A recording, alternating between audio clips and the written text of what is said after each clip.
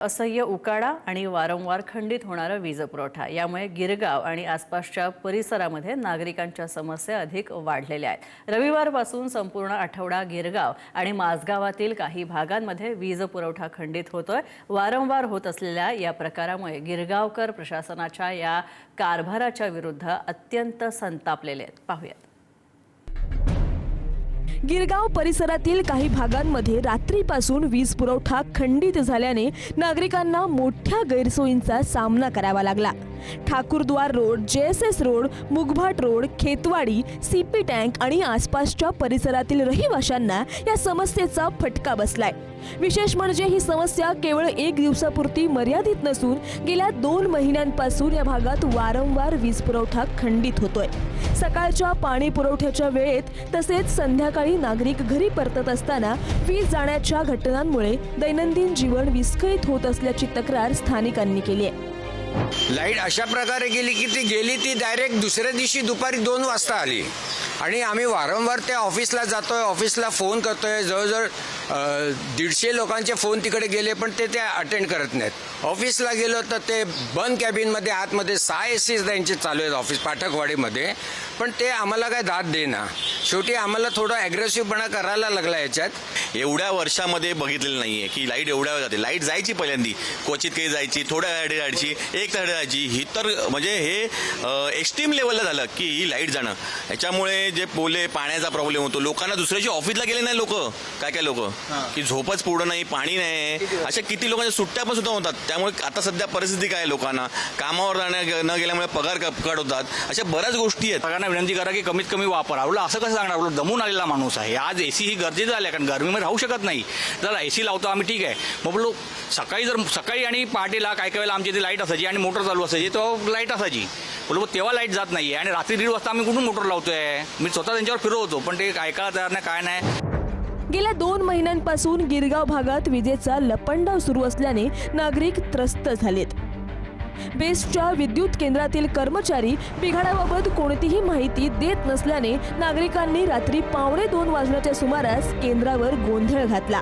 आम्ही गिरगावकर या संघटनेच्या वतीने बेस्ट ऑफिसमध्ये रात्री गोंधळ घालण्यात आला।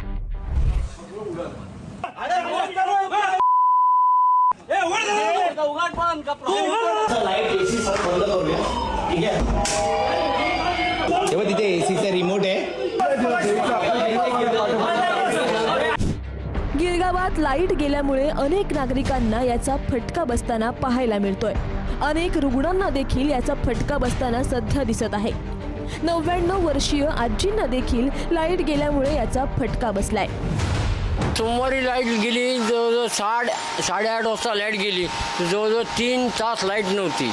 ऑक्सिजन मशीन चालू असल्या कारणाने ती ऑक्सिजनवरच आहे काय, तर ती 3 तास लाईट नव्हती। ऑक्सिजन लेवल झाली होती कमीत कमी 65च्या आसपास गेली होती। रात्री म्हणजे मी आशाच सोडली ती माझी आई जगते की नाही, अशी परिस्थिती माझी होती। आता हे BST-वाले आपण काय सांगायला गेलो, फोन उचलत नाही। सगळ्यात महत्त्वाचा फोन नाही उचलत। दुसरी गोष्ट, जेव्हा लाईट जाते आधी काही सांगत नाही, सगळं एकदम अचानक करतात। मग हे असं का? मग आमच्या रुग्णांचे हाल होतात। वयस्कर माणसं आहेत, मी स्वतः दम्याची बाई आहे, आज माझं 68 वय आहे, माझ्या मित्रांचं 70 आहे, पुढल्या वर्षी 71। मग आम्ही अशा वेळेला काय करायचं आणि कुठे जायचं? दुसरी गोष्ट, माझ्याकडे मनुष्यबळ फार कमी आहे। आम्ही दोघंच आहोत, मी हा मुलगा, मी सून आणि ती माझ्या सासूबाई, तिघी नंदा, त्यांची लग्न झालेत, त्यांचा प्रॉब्लेमच नाही। काय करणार अशा वेळेला आम्ही? गिरगाव संदर्भात जेव्हा बेस्ट समितीच्या अध्यक्ष तृष्णा विश्वासराव यांच्याशी बातचीत केल्यावर कळले की काही ठिकाणी काम चालू असल्यामुळे तसेच बेस्टच्या काही केबल्स खूप जुन्या असल्यामुळे हा सगळा प्रॉब्लेम होतोय। पण बेस्ट प्रशासनाकडून याचा तोडगा काढण्याचा संपूर्ण प्रयत्न होतोय असं त्यांनी सांगितलं। नेहमीच आपण बघतोय की गिरगावमध्ये लाईट जाते, सकाळी जाते, तिथे सिनियर सिटीजन्स आहेत, लहान बच्चू आहेत, कोणी आजारी पेशंट्स आहेत, तो ही लाईट सारखी जाणंही बरोबर नाही। त्यांना खूप त्रास झाला, या 2-3 महिन्यात तर खूपच त्रास झाला आणि त्याच्यासाठी आता आम्ही एक नक्की केले। आमच्या कमिटीमध्येच आमच्या GM मॅडम स्वतः बोलल्या आणि त्याकरता आम्ही वीज पुरवठा खंडित होण्याच्या वाढत्या घटना या लक्षात घेता बेस्ट व्यवस्थापनाने केबलमधील बिघाड दुरुस्ती करण्यासाठी आपण त्या ठिकाणी 20 कोटी रुपयाची कृती आराखड्यामध्ये मंजुरी घेतलेली आहे। मुंबईसारख्या जागतिक शहरांमध्ये अशा प्रकारे वारंवार लाईट जाणं हे सध्या गंभीर मानलं जातंय, ते देखील साऊथ मुंबईमध्ये. सध्याच्या क्षणाला मुंबई हे जगातल्या डेव्हलप सिटीमध्ये गणले जाते, पण जर अशा प्रकारे वारंवार लाईट जात असेल तर नागरिकांना मोठा मनस्ताप सहन करावा लागतोय. आता या संदर्भात प्रशासन काय निर्णय घेणार हे पाहणं महत्त्वाचं असेल. ब्युरो रिपोर्ट, पुढारी न्यूज.